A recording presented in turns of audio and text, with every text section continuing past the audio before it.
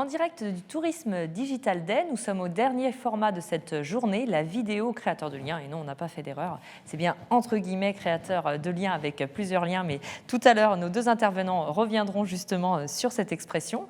Pour revenir donc sur les expériences, nous avons fait appel à Jérôme Poulain, cofondateur de Mstream, agence de production audiovisuelle, et Fabien Malinge, responsable pôle numérique, data et communication digitale chez Anjou Tourisme.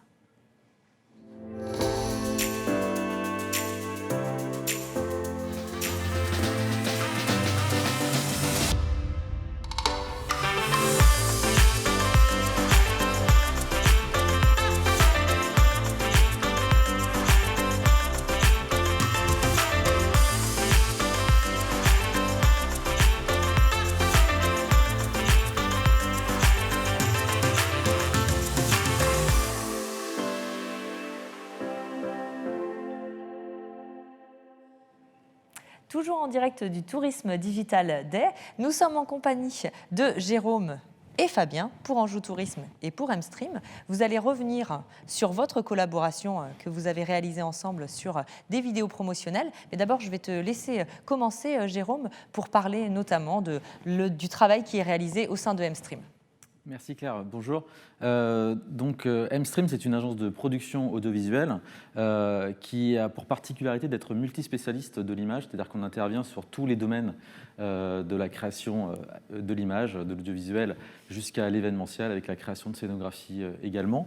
Et puis ce qui fait notre caractéristique également, c'est qu'on intervient sur les enjeux d'attractivité, que ce soit au niveau économique qu'au niveau touristique. Et c'est à ce titre qu'on intervient aujourd'hui. Sur la partie touristique, on a différentes références. On a pu travailler pour divers acteurs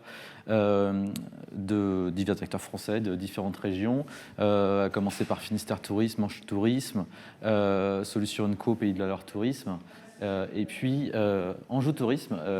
Et c'est pour ça que Fabien est avec nous aujourd'hui pour parler d'une collaboration. Mais juste avant, j'aurais voulu parler d'une expérience qu'on a eue en début d'année avec Bourges-Berry Tourisme, qui est pour une campagne de promotion qu'on a pu réaliser en début d'année pour faire la promotion de la destination. Je vous propose de regarder le spot qui a été diffusé en télévision en début d'année, et puis on en reparle juste après.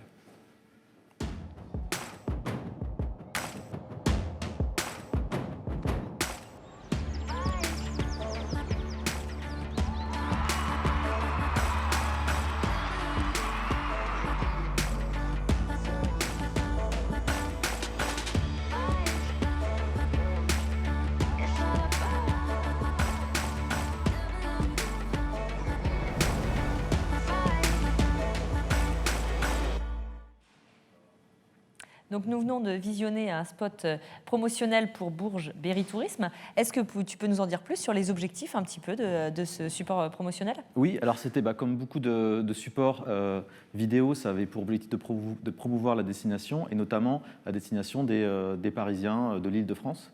Et on a eu le parti pris de présenter une vidéo avec un storytelling autour de deux personnages, un jeune garçon et une jeune femme. Un jeune garçon qui est plein de préjugés, qui va dans une destination provinciale qu'il ne connaît pas et qui représente un petit peu tous ses préjugés, et qui va à la rencontre d'une jeune fille qui, elle, connaît bien le territoire et qui va lui faire découvrir vraiment toutes les spécificités de ce territoire avec différents lieux. Et c'est une problématique qu'on retrouve souvent dans les films touristiques, de pouvoir montrer différents points d'intérêt dans les destinations. Donc là, ça allait du printemps de Bourges, où on a fait jeter le comédien dans la foule. Donc c'était des figurants, mais bon, on a reconstitué cette scène-là, jusqu'au toit de la cathédrale.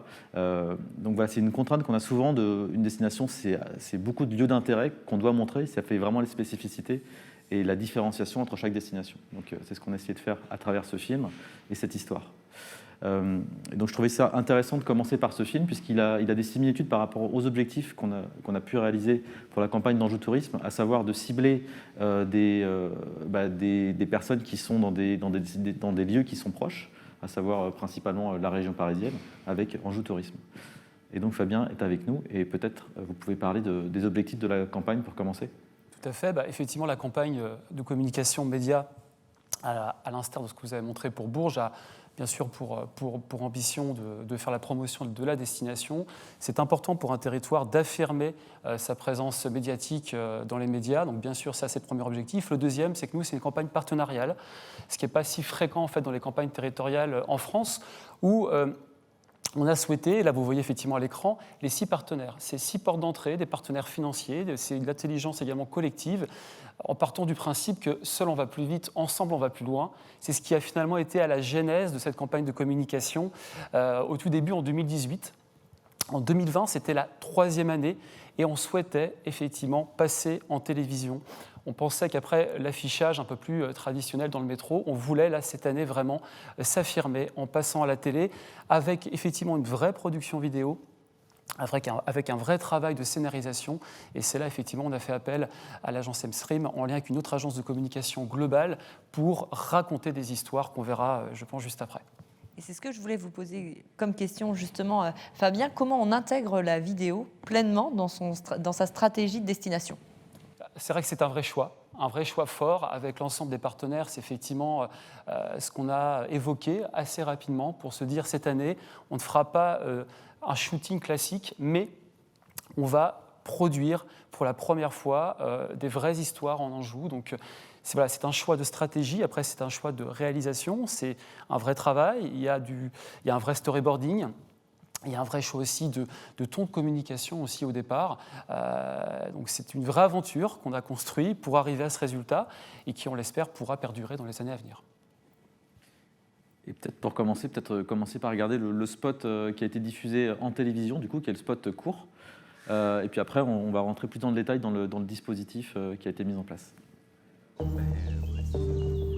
Les endroits comme l'Anjou sont rares. On s'est rendu compte à quel point on a aimé l'Anjou. C'était tout à la fois. Des aventures, des moments magiques, de belles rencontres. En Anjou, partageons ce qui compte. Donc là, c'était le spot promotionnel pour Anjou Tourisme. Absolument. Donc ça, c'était la version courte, la version télévisée. Et cette vidéo, en fait, elle servait également de teaser pour l'ensemble de la campagne, puisqu'elle s'est déclinée en 6 films qui faisaient la promotion de chacun des partenaires et de chacun des points d'intérêt. Donc on en parlait tout à l'heure, une destination, c'est beaucoup de points d'intérêt. Et là, il y avait en plus la particularité d'avoir des partenaires qui étaient associés à cette campagne. Donc c'était important de les mettre en avant et que chacun puisse s'y retrouver. Et peut-être on peut regarder un des épisodes, donc eux qui sont diffusés sur les réseaux sociaux, celui sur le vignoble. Allons.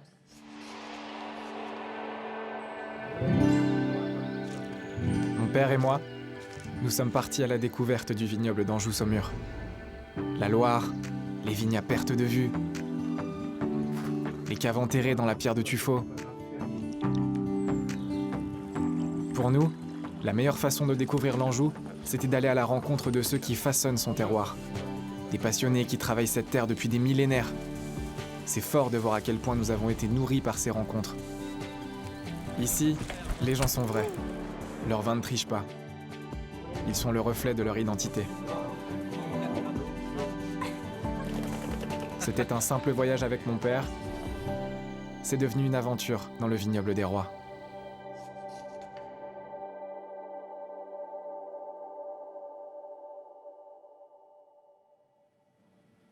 Donc, une autre vidéo promotionnelle pour Anjou Tourisme, tu en parlais un petit peu tout à l'heure. Comment on fait pour produire du contenu différent selon les supports ? Parce qu'effectivement, les vidéos n'ont pas forcément la même durée, etc.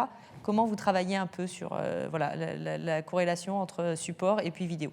Oui, alors déjà juste au niveau des 6 films dont on parlait, en fait chacun donc, fait la promotion d'un lieu spécifique et on a souhaité partager des expériences. Donc là, avec des personnages, et on peut s'associer à chacune des histoires qui est racontée dans chacun des films.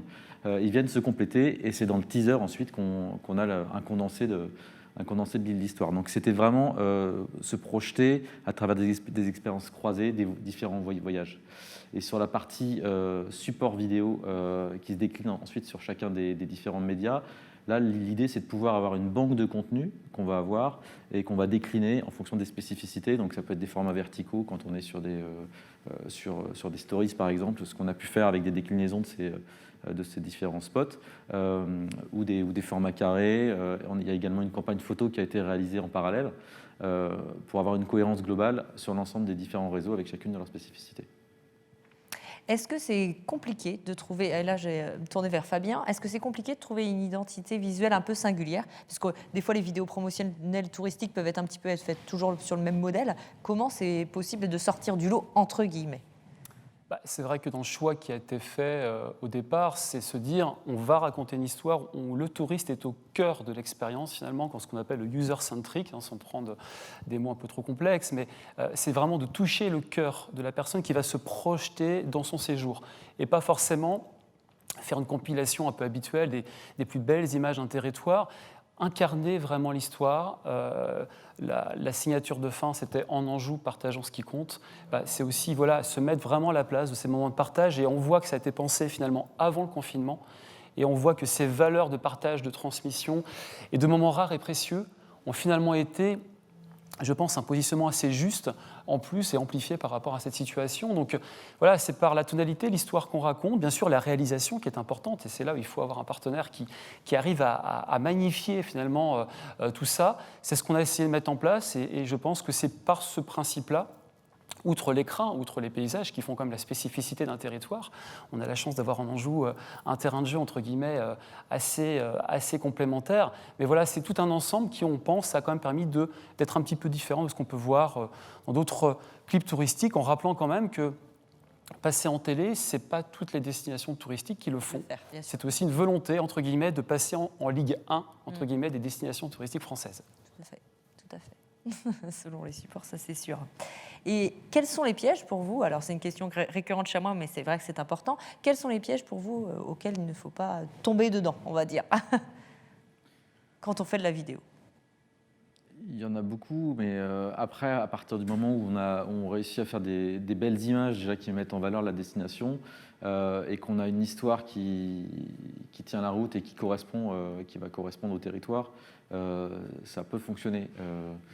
Après, il y a des ficelles qui fonctionnent pas, se dire tiens, je vais appeler un youtubeur, il va me faire une super vidéo sur ma destination. Si il n'y a pas d'adéquation entre les valeurs du youtubeur et puis sa destination, ça peut tomber à plat. On aura peut-être des vues, mais pas forcément auprès de sa cible.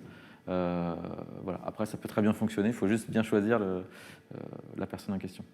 Et donc, justement, le début de votre collaboration, le début du travail, c'est ça, c'est poser sur la table ce que je souhaite dire, quels sont les objectifs que je souhaite remplir. Enfin, c'est comme ça que vous avez travaillé ensemble? Tout à fait, ça qu'au départ, c'est pour compléter ce que vous dites, c'est authenticité, sincérité et en lien avec le positionnement du territoire. Je pense que être vrai, raconter des vraies histoires et pas raconter finalement, faire du storytelling parfois où on veut finalement se recréer quelque chose qui n'est pas le réel finalement. Donc ça, c'est quelque chose d'important. Alors après, effectivement, on a posé les choses et c'est là où le travail d'écriture, le travail de stratégie, de positionnement avec chacun des partenaires. Vous l'avez rappelé en amont. 6 partenaires, 6 histoires qui ont été diffusées sur les réseaux sociaux. Le teaser, c'était l'ensemble. Donc à chaque fois, dans chaque histoire, on pouvait révéler finalement l'identité, l'authenticité de chacun des partenaires avec un casting différent. On a effectivement choisi des familles d'un côté pour aller au bioparc de Douai-la-Fontaine. On avait des couples sur Angers. On avait d'autres personnes, un papa et puis son fils dans le vignoble qu'on a pu voir tout à l'heure. Voilà, pour que finalement chacun s'y retrouve et qu'on puisse démontrer qu'on peut, en Anjou, finalement, chacun peut trouver l'expérience qui lui va bien par rapport à l'offre derrière. Est-ce que vous diriez que, du coup, on peut peut-être d'ailleurs faire un bilan, vous pour l'instant, un premier bilan, je ne sais pas, aussi des vues, des vidéos, etc. Est-ce que ça remplit les objectifs que vous étiez fixés? Alors, la particularité de cette campagne, c'est qu'elle a été diffusée sur France Télévisions mi-février. Cette année, on avait volontairement pris aussi le parti de communiquer très tôt en amont. Alors, finalement, cette campagne a eu lieu. Elle aurait pu ne pas avoir lieu si elle avait été finalement prévue au mois d'avril. Donc, on a fait la première partie que vous voyez à l'écran, effectivement, télé, le cœur de campagne, qui était donc sur France Télévisions. Plus de 3,5 millions de vues avec plus de 75 spots. Donc, c'était comme une belle visibilité nationale, pas que parisienne, plus les cinémas en parallèle dans 777 salles, cœur de campagne. Après, effectivement, il y a eu le Covid qui est arrivé, donc on a à peine commencé à diffuser en temps 2 les premiers épisodes sur les réseaux sociaux qu'on a dû stopper la diffusion dès mi-mars, parce que là, effectivement, le contexte n'y était plus, pour les reprendre par la suite durant l'été, un peu plus tard, où là, effectivement, toutes les destinations touristiques aussi communiquaient. Voilà, les événements ont fait que cette année, c'est un petit peu particulier. Sur les réseaux sociaux, plus d'1 million de personnes touchées. Donc c'est comme une campagne d'ampleur qui a atteint ses objectifs, malgré ce contexte si particulier. Et justement, vous avez adapté les supports. Est-ce qu'on peut voir peut-être un exemple de vidéo où on s'est adapté au message suite au Covid ? Absolument. En fait, donc, ce qui s'est passé, c'est qu'on a été en contact du coup, pendant le confinement pour voir comment on pouvait réadapter et relancer une campagne. Et l'idée, c'était de pouvoir réutiliser ce qu'on avait pu faire dans la campagne principale à travers une nouvelle histoire que je vous propose de découvrir. Il est temps de reprendre notre liberté. Saisissons le moment. L'Anjou nous attend. Notre âme d'enfant est là, toute proche. Avançons le cœur léger et savourons l'instant présent. La nature nous invite à l'émerveillement. Alors suivons le courant porté par nos émotions. Cet été, évadons-nous en Anjou. Soutenez le tourisme en Anjou. Plus de 1000 bons cadeaux à gagner sur anjou-tourisme.com. Et vous avez donc une opération qui est une opération aussi de promotion avec des bons cadeaux. Donc ça, vous pouvez peut-être revenir dessus, nous expliquer comment ça fonctionnait ? Alors effectivement, au début d'année, nous étions partis sur la campagne nationale, telle qu'on vous l'a décrit juste auparavant. Le Covid est arrivé et on a travaillé, comme beaucoup de destinations touristiques, sur un plan spécifique de promotion, de relance, avec un volet effectivement jeu concours pour soutenir le tourisme en Anjou, avec plus de 1000 bons cadeaux à gagner. Et puis on s'est dit en termes de promotion aussi, inciter la cible locale et régionale dans un premier temps à revenir en vacances, en tout cas à profiter de l'Anjou pour ce côté proximité. Et c'est pour ça qu'on a fait appel effectivement à M-Stream en se disant on va réécrire une nouvelle histoire parce que le discours n'est pas le même. Là, on parle bien de cet été, évadons-nous en Anjou. Donc on voit qu'on a capitalisé finalement sur le travail derrière de production audiovisuelle de Roche pour raconter une nouvelle histoire plus adaptée au contexte en faisant la promotion de l'opération Solidarité. Et là, c'était une campagne sur France 3 Régions pour toucher la cible locale qui était l'objectif durant le confinement. On a pu être tactique un petit peu sur les réseaux sociaux parce qu'on a pu aussi jouer le côté multicanal, comme tout à l'heure ça a été évoqué lors de la conférence sur les réseaux, pour là effectivement toucher la cible parisienne une fois que les règles de limitation de déplacement ont été ouvertes. Donc on a pu être agile, réactif, tactique aussi, par les différents médias qu'on a pu comme ça utiliser en complément. On s'est posé aussi la question tout à l'heure, Jérôme, est-ce que vous diriez qu'il y a aussi un renouveau aussi de la vidéo, enfin qu'il y a eu une explosion, on va dire, aussi de ce support pendant la période de confinement et par la suite ? De fait, comme toutes les personnes étaient confinées chez elles, la consommation de réseaux sociaux et de vidéos a été très importante. Donc effectivement, les destinations qui, elles, avaient anticipé leur création de contenu, ou en tout cas d'avoir des vidéothèques sur lesquelles elles pouvaient travailler, c'était super intéressant parce que filmer pendant le confinement, on a pu le faire sur des images de drones par exemple, mais on a des images de drones avec des lieux qui sont complètement vides, donc c'est des images qui ont une valeur historique. Alors ça peut être sympa pour des endroits qui ont cette caractéristique-là, mais quand on veut promouvoir une destination, c'est aussi bien de montrer des gens qui n'ont pas de masque, qui sont dans des conditions plus classiques de tourisme. Donc il y a eu une prime à ceux qui avaient pu anticiper leur création de contenu et leur création d'images et qui ont pu retravailler, comme ça a été le cas d'Anjou Tourisme avec le spot qu'on a pu voir. Et donc, c'est le sujet de la table ronde. Quels sont les avantages et les opportunités à utiliser de la vidéo, tout simplement ? Je vais commencer peut-être. Ce qui est important, et on le dit souvent dans le marketing touristique, c'est véhiculer l'émotion. L'émotion, on sait que ça permet la mémorisation. On sait qu'on peut raconter une histoire. Et d'autant plus, comme vous le disiez, quand on est un territoire à l'échelle d'un département, même à l'échelle même d'une ville ou d'une agglo, on a plusieurs points, finalement, plusieurs thématiques, plusieurs lieux à faire découvrir. Et la vidéo, quoi de mieux aujourd'hui pour raconter cette histoire, transmettre aussi l'univers sonore aussi qu'on peut retranscrire. Voilà, je pense que c'est quand même des points assez forts. Après, effectivement, il faut y arriver. Et le meilleur juge de paix, c'est avant tout le touriste qui va se décider ou pas de venir finalement dans la destination touristique. Effectivement, c'est vrai que la vidéo, c'est le support par excellence pour transmettre de l'émotion. On peut le faire par la photo, mais c'est beaucoup plus difficile parce qu'on fait appel à moins de sens, uniquement le côté visuel. Sur la vidéo, on a le son, on a l'image. Voilà, ça permet de véhiculer beaucoup plus de choses. Et comme on dit, une image vaut 1000 mots, donc dans une vidéo, on peut passer énormément de messages. Alors, Nicolas de Dianos, qui présentait tout à l'heure les tendances sur les réseaux sociaux, disait qu'il fallait plus de sobriété sur les vidéos. Est-ce que c'est un avis que vous partagez ? Tout dépend des objectifs et tout dépend, encore une fois, de la destination, de la manière de quelle cible elle va toucher, de la manière dont elle souhaite communiquer. Effectivement, le tourisme n'implique pas forcément de gros artifices, puisque ce qu'on va promouvoir avant tout, c'est les points d'intérêt. Donc c'est les caractéristiques de chaque destination. Hein. Si on montre le Mont-Saint-Michel, c'est une image qui se suffit à elle-même. L'abbaye de Fontevraud, c'est la même chose. On n'a pas besoin de rajouter des artifices. Par contre, ce qui est important, c'est quelle histoire on va raconter autour. Voilà. Et de quelle manière on va amener on va créer l'émotion autour des lieux, autour des différents points d'intérêt. On a parlé tout à l'heure du bilan des vues. Quels sont les bilans de fréquentation sur cet été pour l'instant pour l'Anjou Tourisme, pour le territoire de l'Anjou Tourisme, pardon. Effectivement, comme on le disait tout à l'heure, le plus important derrière, c'est quand ça se traduit en fréquentation. C'est le meilleur juge de paix. Les vues, c'est bien, mais lorsqu'on vient, c'est mieux. La saison s'est relativement bien passée, avec des grandes disparités selon les secteurs d'activité, selon les thématiques. Clairement, les activités nature aujourd'hui ont très bien marché. La Loire à vélo a considérablement explosé. Les guinguettes, enfin, tout ce qui était vraiment en lien finalement avec cette naturalité, c'est extrêmement fort. On peut dire qu'on est quasiment au niveau 2018, qui était déjà une belle année. 2019 était une année exceptionnelle. Donc on peut dire que la saison touristique a été relativement bonne dans un contexte si incertain, si particulier. Maintenant, effectivement, le plus important, c'est aussi que ça perdure dans cette arrière-saison, qui est un enjeu aussi important pour l'ensemble des entreprises touristiques. Et on espère que l'année prochaine, on puisse repartir sur des bases saines pour que le tourisme puisse vraiment vivre pleinement.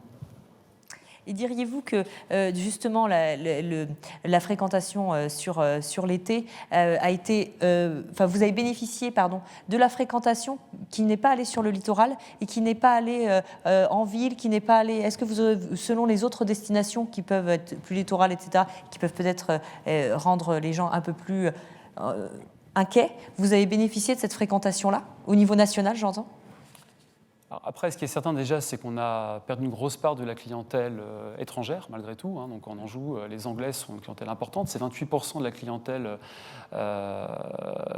touristique, donc c'est quand même pas neutre. Donc c'est clair que cette année, la perte a été importante. Après, c'est vrai que nous, le fait d'avoir des grands espaces, d'avoir finalement une nature préservée, de ne pas avoir de lieu comme ça de concentration de clients, comme on peut l'avoir dans les grosses stations plus balnéaires, a certainement joué en notre faveur. D'un certain côté, je pense que c'est une évidence. Mais après, il y a beaucoup de disparités comme malgré tout sur le territoire. Mais je pense que la tendance nationale est quand même plutôt bonne par rapport à ce qu'on aurait pu imaginer en avril-mai, lorsqu'il y avait énormément d'incertitudes. Alors, je vais revenir sur le titre de ce format, qui est la vidéo créateur de liens, entre guillemets, et avec un S. Et comment vous avez créé aussi du lien entre peut-être les habitants et les touristes via ces vidéos ? C'est vrai que lorsqu'on fait des campagnes de promotion, le côté ambassadeur est un volet important. On l'a vu déjà d'une part à travers nos réseaux sociaux qui s'appellent J'aime l'Anjou. C'est un choix volontaire au départ de dire déjà on revendique son attachement au territoire, on est fier de parler de son territoire, on est fier de le recommander, comme disait tout à l'heure Nicolas de Danius. Lorsqu'on fait une campagne de promotion, lorsque les gens voient des spots de l'Anjou à la télévision, il y a une fierté. Comme lorsqu'on était présent dans le métro à Paris, il y a une fierté qui s'exprimait. Donc ces campagnes-là s'adressent aussi au local. On sait que la clientèle locale, et je pense qu'on l'a un petit peu redécouvert finalement durant l'été, c'est un marché extrêmement important qu'il ne faut surtout pas négliger. Et finalement, les locaux, les habitants sont finalement tous des offices de tourisme en puissance, car le marketing d'influence commence déjà par ses propres habitants sur un territoire. Et est-ce que vous avez pu mesurer justement ces partages par les habitants ou par les communautés de l'appropriation un peu ? Alors, on peut le mesurer par les réseaux sociaux. On voit effectivement qu'à travers l'engagement, à travers aussi les zones géographiques, mais d'une manière plus qualitative, c'est aussi les commentaires qui sont aussi postés. Et là, c'est le public qui s'exprime, et finalement, c'est peut-être aussi le meilleur juge de paix. Les locaux, globalement, il y a eu des bons retours sur la campagne. Et c'est peut-être ce qui fait aussi plaisir, finalement, c'est de se dire qu'on n'a pas raconté une histoire qui ne leur ressemble pas, qui ne ressemble pas au territoire. Et donc ça, je pense que tout à l'heure, on parlait des points qu'il fallait peut-être éviter dans la production de vidéos. Lorsque les habitants adhèrent finalement à l'image du territoire, eh bien, on peut considérer que déjà, c'est un point qui a été réussi. Et quels sont justement, vous, les points forts que vous voulez mettre en avant via les vidéos d'Anjou Tourisme ? Alors nous, les points forts, comme on le rappelait, c'était déjà de valoriser nos portes d'entrée touristiques.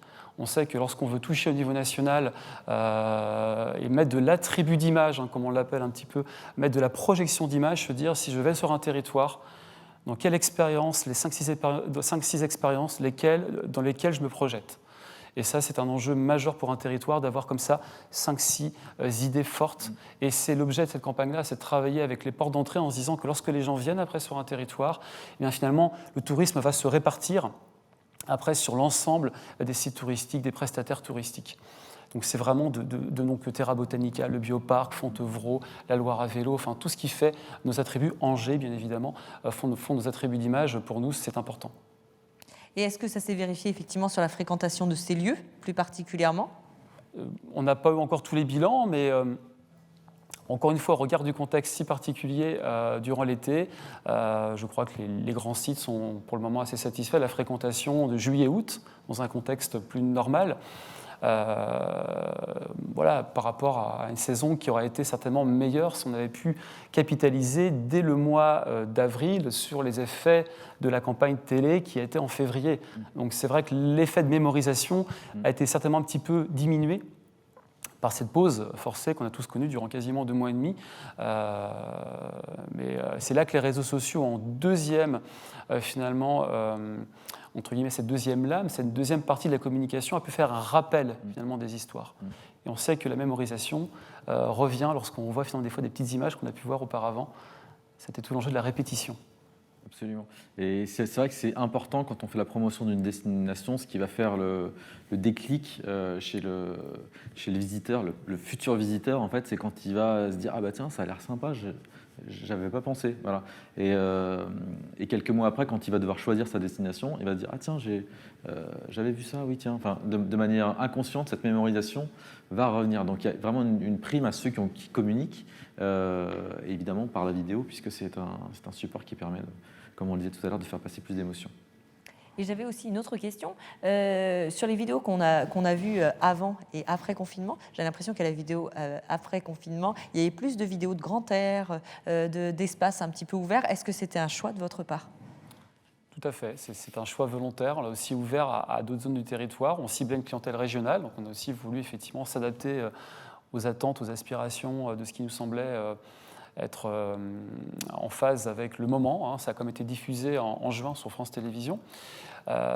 Donc effectivement, oui, de l'espace, plus d'air. On a aussi eu des plans sur la Loire aussi qui ont été aussi assez importants pour vraiment, encore une fois, se mettre à la place de la personne qui voit un message, qui reçoit la vidéo pour que ça le touche émotionnellement et pas simplement vouloir dire des choses sans se soucier, encore une fois, du futur touriste ou de la cible lorsqu'on parle de marketing. Et enfin, dernière question, est-ce que vous avez d'autres projets prévus ensemble sur de la vidéo ? Alors là, effectivement, l'année a été compliquée. L'anticipation, effectivement, on a été extrêmement réactifs pour mettre en place cette opération durant l'été. On est en pleine phase de réflexion actuellement pour préparer 2021 au regard d'un contexte, encore une fois, incertain. Je vous remercie en tout cas tous les deux pour tous ces éléments apportés sur la vidéo promotionnelle et comment l'utiliser et quels sont les avantages et opportunités de ce support. Merci encore à vous deux. Merci.